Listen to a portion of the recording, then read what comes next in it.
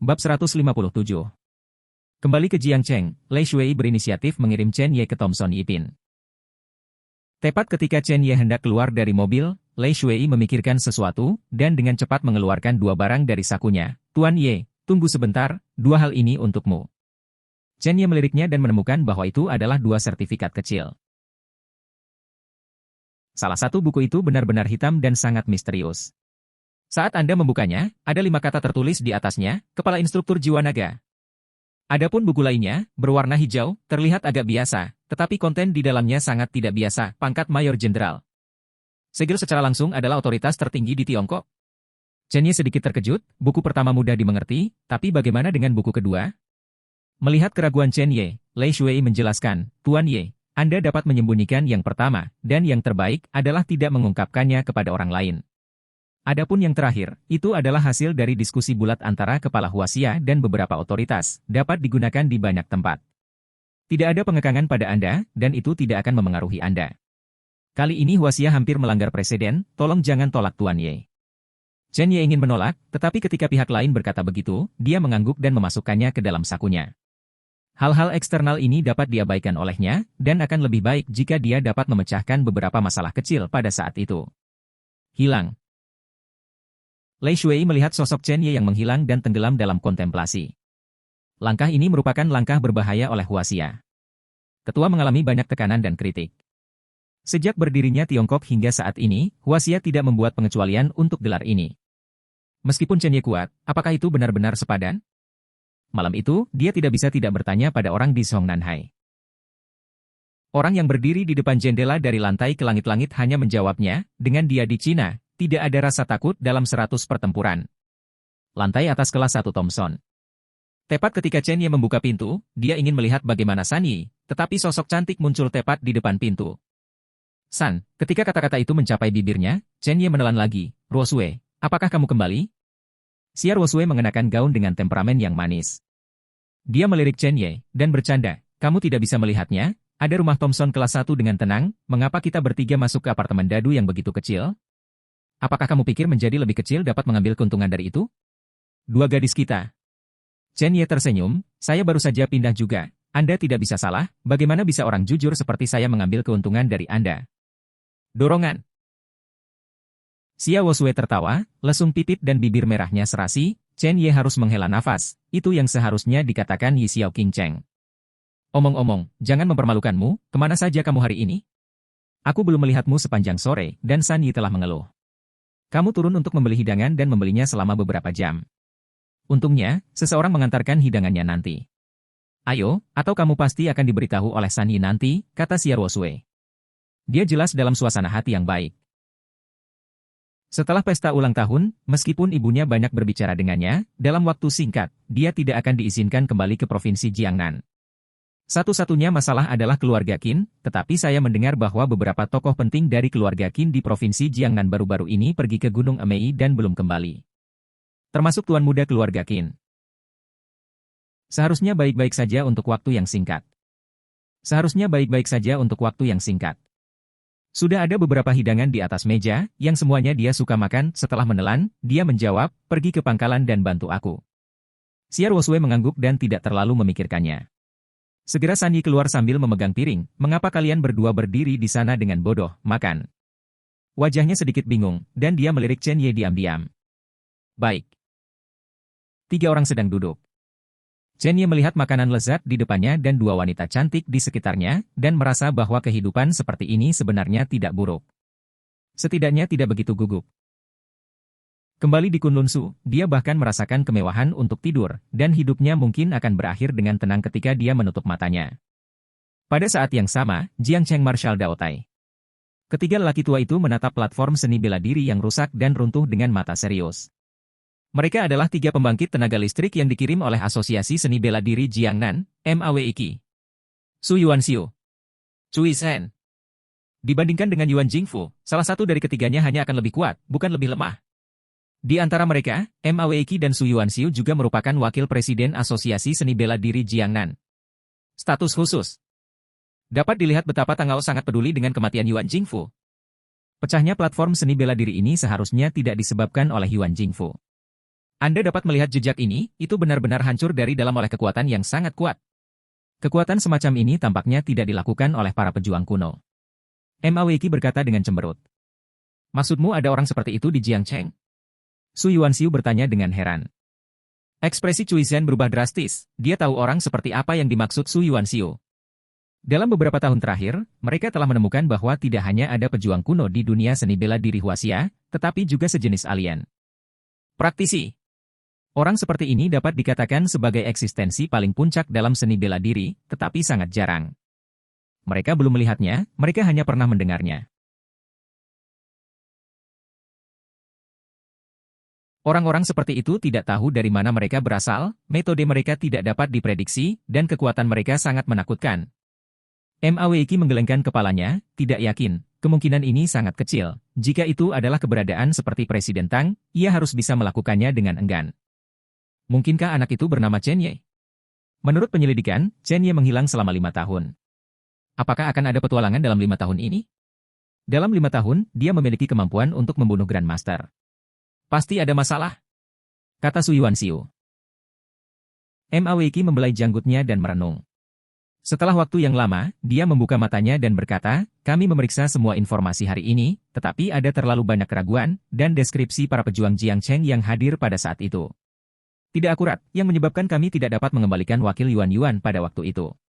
Apa yang terjadi pada Presiden, satu-satunya yang dapat menjelaskan semua ini adalah anak bernama Chen Ye itu. Presiden Tang mengatakan bahwa jika tidak ada petunjuk, langsung minta pertanggungjawaban anak itu. Karena ini adalah jalan buntu sekarang, mari kita mulai dengan anak itu. Saya ingin tahu, kemampuan apa yang dimiliki Chen Ye ini untuk membunuh begitu banyak tuan? Baik. Bab 158. Setelah makan malam, Chen Ye merasa sangat puas. Karena terlalu kenyang, Xia Wosui dan San Yi akan pergi berbelanja di pusat perbelanjaan yang baru dibuka di dekatnya. Meskipun Chen Ye diundang, dia langsung ditolak. Chen Ye akan pergi ke Universitas Jiangbei, cedera Wang Yuheng di sekolah terakhir kali harus hampir sembuh. Saya tidak tahu bagaimana dia berlatih, Ziun Ben Lei Jue, yang dia berikan padanya. Jika Wang Yuheng telah berkultivasi dengan baik, dia dapat menanyakan apakah dia memiliki rencana untuk bergabung dengan jiwa naga jika dia memiliki kesempatan. Sebagai kepala instruktur, kompor kecil ini masih bisa dibuka. Tentu saja, itu semua tergantung pada bakat dan kekuatan lawan.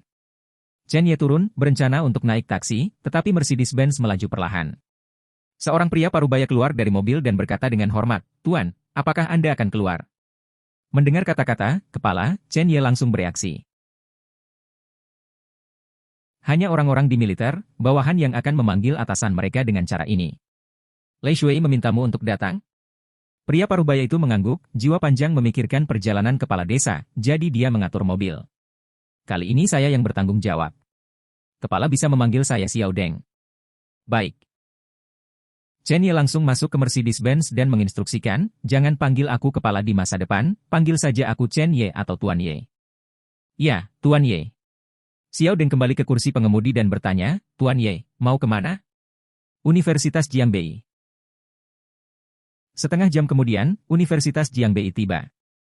Chen Ye meminta Xiao Deng untuk menunggu di luar, sementara dia datang ke atap kamar tidur pria. Wang Yuheng telah menunggunya untuk waktu yang lama, dan ketika dia melihat Chen Ye, Wang Yuheng sangat bersemangat, Saudara Chen, hal yang Anda berikan kepada saya terlalu kuat. Saya sekarang telah berkultivasi ke tingkat pertama, dan saya merasa bahwa saya penuh dengan kekuatan ledakan. Ekspresi Chen Ye datar, kamu memukul dan tunjukkan padaku. Baik. Wang Yuheng memadatkan satu-satunya jejak ki sejati yang tersisa di dantiannya, dan dengan satu langkah, dia meninju udara. Ada suara ledakan udara yang samar, tetapi sangat ringan, hampir dapat diabaikan. Chen Ye mengangguk, tidak buruk, ada baiknya mengandalkan kultivasi Anda sendiri untuk mencapai efek ini. Setelah itu, Chen Ye mengeluarkan 10 pil dan menyerahkannya kepada Wang Yuheng, menjelaskan, jika Anda minum 1 pil setiap minggu, tubuh Anda akan merasa sedikit tidak nyaman, tetapi Anda harus menahan diri dan menjalankan latihan itu, Anda akan mendapat kejutan yang tidak terduga, hadiah. Wang Yuheng mengepalkan tinjunya dan berkata dengan sangat serius, ya, Saudara Chen. Dia tahu bahwa pemuda di depannya benar-benar mengubah nasibnya. Sekarang dia memiliki beberapa kemampuan untuk melindungi orang tuanya, dia berharap untuk menjadi lebih kuat, sehingga orang tuanya tidak harus pergi ke kedai barbeque pasangan dari pagi hingga malam, dan tidak ada yang akan menggertak mereka lagi. Setidaknya dia memenuhi syarat untuk melindungi mereka. Dia bahkan berpikir kadang-kadang, jika 5 tahun yang lalu, ketika Chen Ye disebut sia-sia oleh semua orang, dia tidak berdiri dan mendukung Chen Ye tanpa ragu-ragu, apakah dia masih memiliki segalanya sekarang? Chen Ye membimbing Wang Yuheng di atap selama 1 jam, melihat waktunya hampir habis, dia bangkit dan pergi, dan membiarkan Wang Yuheng terus berlatih di atap. Begitu dia meninggalkan gerbang Universitas Jiangbei, seorang lelaki tua berdiri di depannya. Meskipun dia tidak melepaskan nafas seni bela diri, ancaman datang dari lubang hidungnya. Itu Su Yuanxiu, salah satu orang yang dikirim oleh Asosiasi Seni Bela Diri Jiangnan. Xiao Deng di dalam mobil menemukan sesuatu, keluar dari mobil dengan cepat, dan bertanya, Tuan Ye, apakah Anda perlu memberitahu Long? Tetap di mobil, aku akan datang ketika aku pergi, kata Chen Ye. Setelah berbicara, tanpa menunggu reaksi Xiao Deng, dia berjalan sendiri menuju lokasi konstruksi di sebelah Universitas Jiangbei. Su Yuanxiu menyipitkan matanya dan secara alami mengikuti. Tidak lama kemudian keduanya sampai di lokasi pembangunan, karena malam hari tidak ada pekerjaan konstruksi sehingga sangat sepi. Su Yuanxiu mengelus jenggotnya dan berkata lebih dulu, kamu adalah Chen Ye. Aku tidak melihat kemampuanmu. Chen Ye tampak kedinginan, mengeluarkan sebungkus rokok dari sakunya, memasukkan satu ke mulutnya, dan menyalakannya. Katakan, siapa yang mengirimmu ke sini dan untuk tujuan apa? Suaranya sangat datar. Tidak takut. Su Yuanxiu tidak menyangka anak ini begitu tenang ketika dia akan mati, dan dia bahkan merokok. Berapa banyak prajurit kuno yang masih merokok? Dia tampak serius dan berkata, kamu hanya punya satu pilihan sekarang, ceritakan padaku apa yang terjadi pada platform seni bela diri hari itu, dan bagaimana Yuan Jingfu meninggal. Chen Ye tercengang, sudut mulutnya melengkung, dan rokok di tangannya padam, dan dia berkata, grup dansa macam apa kamu dengan cara yang sama dengan pria itu? Klub dansa? Su Yuanxiu tertegun sejenak, tetapi kemudian dia bereaksi dan mengucapkan kata demi kata, ini Asosiasi Seni Bela Diri Provinsi Jiangnan. Asosiasi Tari Jiangnan? Su Yuanxiu benar-benar marah, wajahnya memerah, dan dia meraung, Chen Ye, jangan tantang garis bawahku. Aku akan mengatakannya untuk terakhir kalinya, ini Asosiasi Seni Bela Diri Provinsi Jiangnan. Ini bukan menari. Marshal Dao.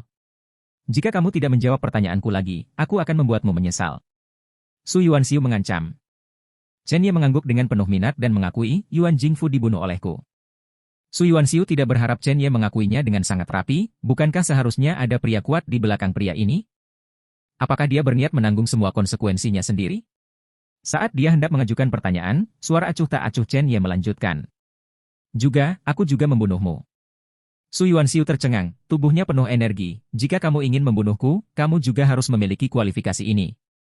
Jika kamu membiarkan orang-orang di belakangmu datang untuk menyelamatkanmu, masih ada beberapa cara. Karena kamu sangat tidak kooperatif, maka aku akan menghapus tangan dan kakimu hari ini dan membawanya kembali ke Provinsi Jiangnan secara langsung. Detik berikutnya, lutut Su Yuanxiu tertekuk, dan dia meledak, dan dia bergegas keluar seperti bola meriam. Kecepatannya sangat cepat, ketika dia hendak mendekati Chen Ye, kelima jarinya menyatu, energinya tampak mengembun menjadi pisau, dan dia menebas bahu Chen Ye dengan keras. Momentumnya seperti pelangi. Setelah jatuh, itu cukup untuk memotong salah satu lengan Chen Ye. Ini adalah seni bela dirinya yang terkenal, Bone Breaking Blade. Itu bahkan memotong lengan 99 pria kuat. Sepertinya anak laki-laki di depannya akan menjadi yang ke-100. Wow! Bila pemecah tulang telah menebas lengan Chen Ye. Ini sangat mudah. Namun, ekspresi Su Yuanxiu berubah. Karena tidak setetes darah pun berceceran. Tidak ada senjata yang dijatuhkan juga. Ini adalah afterimaginya. Bagaimana bisa? Anak ini sangat cepat. Sebelum Su Yuanxiu bisa bereaksi, sebuah suara malas datang dari belakangnya, lihatlah tulang-tulang lamamu, aku akan memintamu untuk melakukan gerakan lain, dan setelah satu gerakan, kamu harus berlutut di depanku dan bersujud. Mata Su Yuanxiu berkilat marah, dia berada di peringkat 334 dalam daftar Master Cina. Puluhan tempat lebih tinggi dari Yuan Jingfu. Bagaimana saya bisa dihina oleh anak ini? Begitu dia melangkah, seluruh orang melompat, dan belati pendek yang tajam muncul di antara borgol, itu sangat dingin. Semburan energi itu berubah menjadi busur kematian dan menyekanya ke arah Chen Ye. Tapi ternyata dia bahkan tidak bisa menyentuh pakaian Chen Ye. Satu gerakan. Suara dingin Chen Ye tiba-tiba terdengar, dan kemudian dia menjalankan penghakiman ilusi Changlong di bawah kakinya, dan langsung muncul di depan Su Yuanxiu. Su Yuanxiu merasa ada sesuatu yang salah, dia akan mundur, tapi sudah terlambat. Energi sejati Chen Ye melonjak, dan dia menamparnya dengan telapak tangan dengan mati lemas yang kuat. Langsung ditepuk di bahu Su Yuanxiu. Retakan. Seluruh lengan Su Yuanxiu telah dilepas. Tidak hanya itu, dia juga merasakan kekuatan luar biasa turun dari langit. Dia tidak tahan sama sekali. Kakak. Dengan dua suara, lututnya hancur dan dia berlutut tepat di depan Chen Ye. Ini belum selesai. Chen Ye meraih kepala lawan dan membantingnya ke tanah. Aku, Chen Ye, akan melakukan apa yang aku katakan. Setelah satu gerakan, jika aku memintamu untuk menyerah, kamu akan menyerah. Yang indah akan berlanjut besok.